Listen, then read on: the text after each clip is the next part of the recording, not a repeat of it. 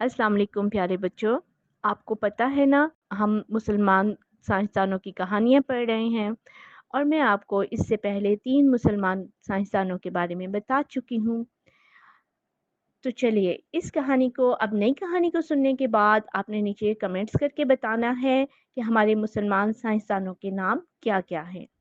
आज जो कहानी मैं आपको सुना रही हूँ वो एक ऐसे मुसलमान साइंसदान की कहानी है जो रेहान के पौधों को जमा करके जंगल से लाते थे और घर में एक प्याले में रख देते थे, क्योंकि उन्हें ये पौधा अच्छा लगता था और इसकी खुशबू उन्हें पसंद थी और इसी वजह से उनका नाम पड़ गया अबू रेहान अल बेरूनी।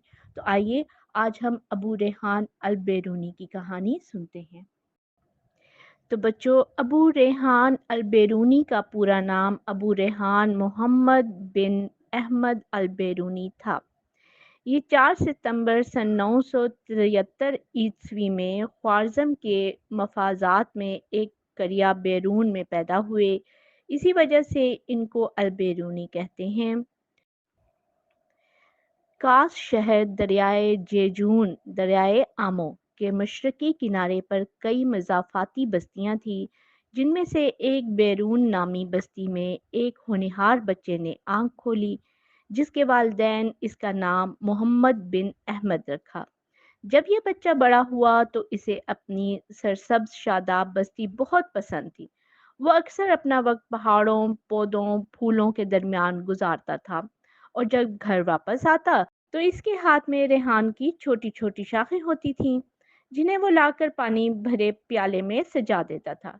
इसे इस पौधे की खुशबू बहुत पसंद थी, इसीलिए इसकी माँ इसे अबू रेहान के नाम से पुकारती थी। अचानक इसके वालिद का इंतकाल हो गया और ये बच्चा अपनी माँ के साथ गुर्बत के दिन गुजारने लगा।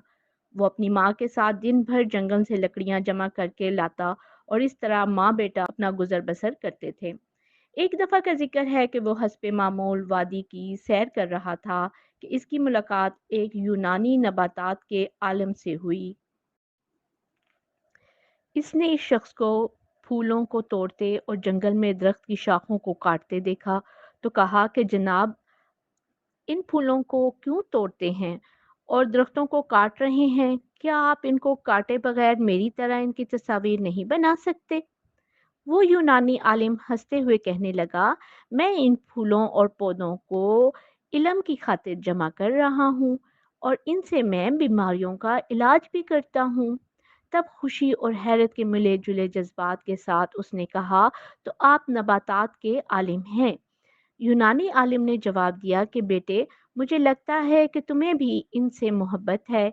इसने कहा कि मैं तो तमाम कुदरती मनाजिर, नबातात, चरिंद परिंद सबसे मोहब्बत करता हूँ और इस तरह उस आलिम से अलबेरूनी की दोस्ती हो गई।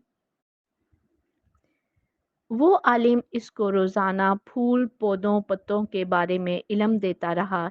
इस वक़्त अलबेरूनी की उम्र 11 साल थी। वो 3 साल तक इस आलिम के इल्म से फैज़याब होता रहा। इस अरसे में इसने यूनानी और सरयानी ज़बान सीख ली।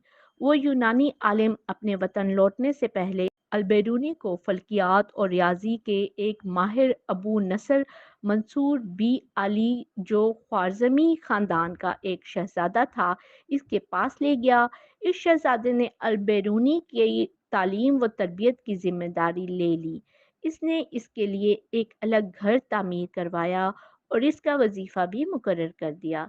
अबू नसर इसे रियाजी और फ़ल्कियात की तालीम देता रहा और फिर इसने अलबेरूनी को अब्दुस समद, जो कि एक मशहूर रियाजी दान था, इसकी शागिर्दी में दे दिया। अलबेरूनी ने मुख्तलिफ ज़बानों पर अबूर हासिल किया, जिसमें ख़ास तौर पर यूनानी, अरबी, फ़ारसी, संस्कृत, इब्रानी, हरियाणी वगैरह शामिल थीं।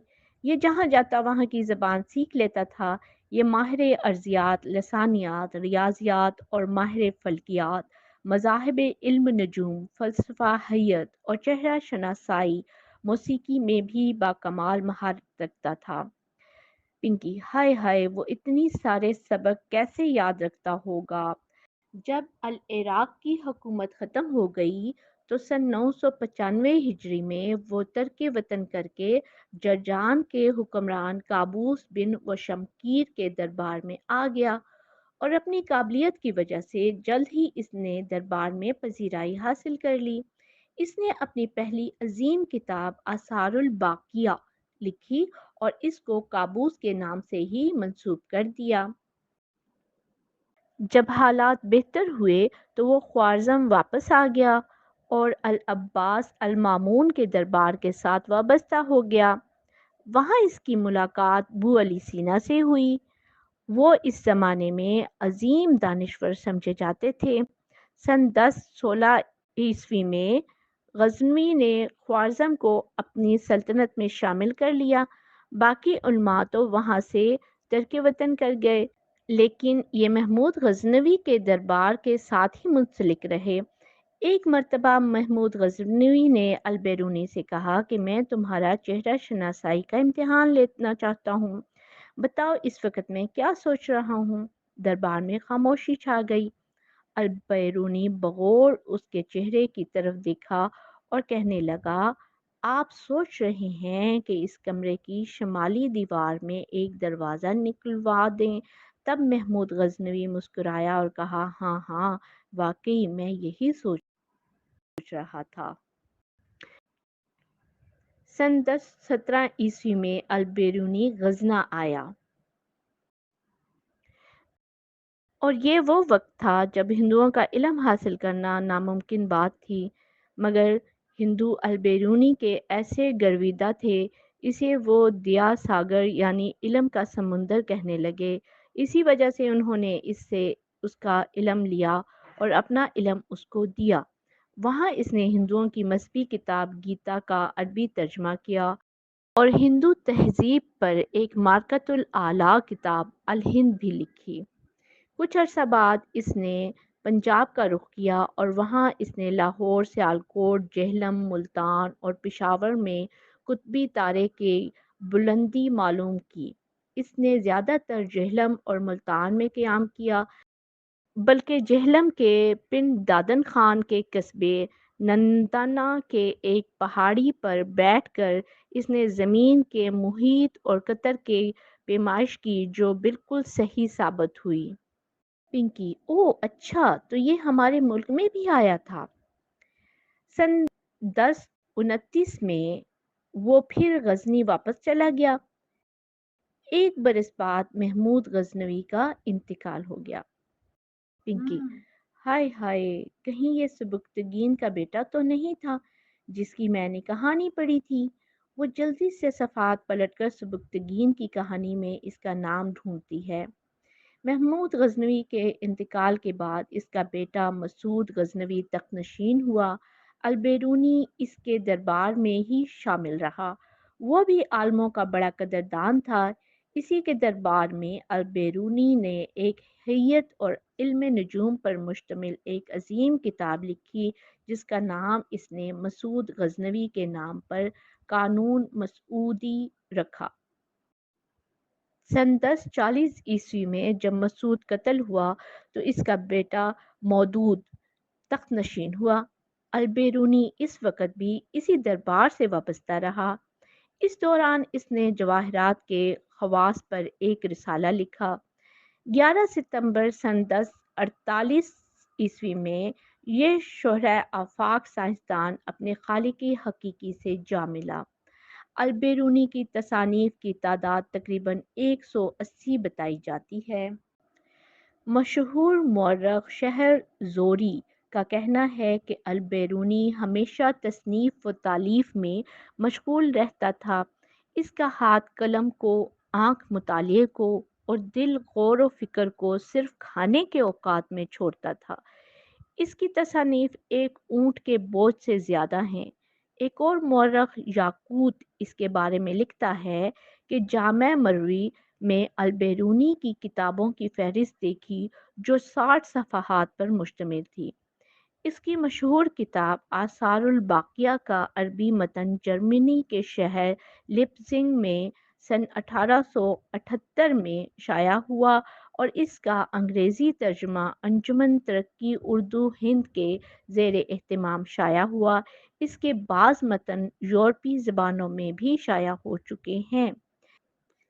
اس کی اہم کتابوں میں تاریخ خوارزم، تاریخ محمود غزنوی، کتاب التفہیم، کتاب السیدانہ فی الطب، کتاب الجواہر والجواہر، کتاب الدستور شامل ہیں۔ اس کے علاوہ سیاروں اور شمسی سیاروں کو اپنے محور پر اور سورج کے گرد ان کی گردش کا حساب بھی لگایا۔ ان کے نتیجے میں جغرافیائی تبدیلیوں کے بارے میں بھی بتایا۔ پیارے بچوں، یہاں پنکی پریشان ہو جاتی ہے کہ اف کتنے مشکل نام ہیں، توبہ توبہ میں کیسے یاد کروں گی۔ تو پیارے بچوں، ابو ریحان البیرونی علم جعفر اور دشت شناسی کا بھی ماہر تھا اور محمود غزنوی کو مشکل حالات میں ہونے والے واقعات کی اطلاع دیا کرتا تھا۔ نسبت، تناسب، جذر، الجبرا، جیومیٹری کے طریقوں کو بھی اس نے ایجاد کیا۔ قبلہ کی سمت کا تعین بھی اس کا دریافت کردہ ہے۔ زمین کا محیط 24,769 میل نکالا تھا، جو کہ جدید پیمائش کے مطابق صرف 78 میل کم ہے۔ اسی نے سب سے پہلے تقسیم الارض کا آغاز کیا، نوعیتی وزن متعین کرنے کا طریقہ بتایا، زاویہ کو 3 برابر حصوں میں تقسیم کیا، نظری اور عملی طور پر مائع پر دباؤ اور ان کے توازن پر تحقیق کی، اور یہ بھی بتایا کہ فواروں میں پانی نیچے سے اوپر کس طرح جاتا ہے، مختلف اشکال کے برتنوں میں پانی اپنی سطح کیسے برقرار رکھتا ہے، قیمتی پتھروں، چٹانوں کی تہوں، پہاڑوں اور ان کے قیمتی پتھروں اور مختلف اشکال کے برتنوں میں پانی اپنی سطح کیسے برقرار رکھتا ہے۔ تاریخ اور مذہب کے معاملے میں وہ آنکھ بند کر کے اعتبار کرنے کا قائل نہیں تھا، وہ ہر بات کو عقل کی کسوٹی پر رکھتا تھا۔ اس کی ذات ادب اور سائنسی مجموعہ تھی۔ اس کی زندگی کا ایک خاص پہلو یہ تھا کہ اس نے سیاست میں کبھی حصہ نہیں لیا۔ خوددار اس قدر تھا کہ اپنے کام کا معاوضہ اپنی ضرورت کے مطابق ہی لیتا تھا اور اس سے زیادہ لینا اپنی توہین سمجھتا تھا، اور یہی اس کی عظمت کا باعث بنا۔ پاکستان میں 26 نومبر سے 12 دسمبر سن 1973 میں اس کی یاد میں بین الاقوامی کانفرنس منعقد ہوئی، جس میں اس شہرہ آفاق سائنسدان کو خراج تحسین پیش کیا گیا۔ اس موقع پر اس کے نام کا ایک ڈاک ٹکٹ بھی جاری کیا گیا۔ پنکی، شکر ہے اتنی لمبی داستان تھی ختم ہو گئی۔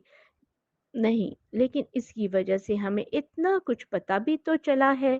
وہ منہ پر ہاتھ رکھ کر جمائی لیتی، انگڑائی لیتی، اٹھ جاتی ہے اور تھوڑی سی ورزش کرتی ہے تاکہ اس کی تھکن دور ہو جائے۔ ورزش کرنے کے بعد پنکی سوچتی ہے کہ وہ کچھ کھانے پینے کی چیز کچن سے لے آئے، پھر آگے رسالہ پڑھنا شروع کرے گی۔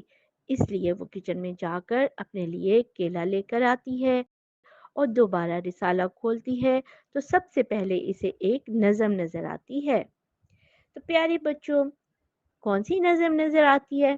چلیں اب ہم نظم کو نیکسٹ بعد میں پڑھیں گے۔